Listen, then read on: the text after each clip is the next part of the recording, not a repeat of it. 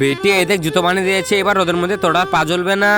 আরে এই দেখ তোর জন্য আমি জ্যামিতি বক্স কিনে এনেছি, এবার থেকে তুই ভালো করে পড়াশোনা করবি। ইয়ে মা, ওই দেখো আমার বন্ধু। আরে আঙ্কেল গাড়ি থামাও। আরে তোর বন্ধু তো গাড়ি কেন থামাবে? মা, ওর কাছে জ্যামিতি বক্স নেই, আমি এর থেকে অর্ধেক ওকে দিয়ে দিব। হ্যাঁ বাবা, এই জুতোটা পরে তো অনেক মজা পাচ্ছি। ইয়ে আরে তুই এদিকে আয়। আরে সমীর তুই, এই দেখ আমি নতুন জ্যামিতি বক্স কিনেছি, এই নে তুই অর্ধেক জিনিস আমার এখান থেকে নিয়ে নে। ঠিক আছে, এবার এগুলো তুই নিয়ে যা। বেটি তোর বন্ধু তো অনেক ভালো।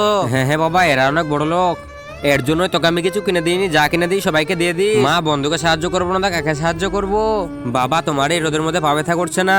আরে না না বেটি, আমার এই রোদের মধ্যে কিছুই হচ্ছে না।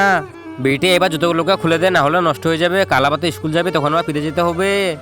আরে তুমি আমাদের বাড়িতে বেটি তাড়াতাড়ি করে জল নিয়ে আয়। তার আগে শয়তানকে হারিয়ে যারা যারা আল্লাহকে ভালোবেসে থাকো তারা ভিডিওটাকে লাইক করো, চ্যানেলটাকে সাবস্ক্রাইব করে দাও। আর যদি শয়তানকে ভালোবাসো তাহলে লাইক সাবস্ক্রাইব করার কোনো দরকার নেই।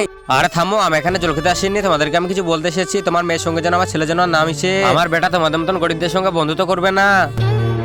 বাবা, আমরা কি সত্যিই গরিব? আরে নানা বেটি, চল ঘরে চল।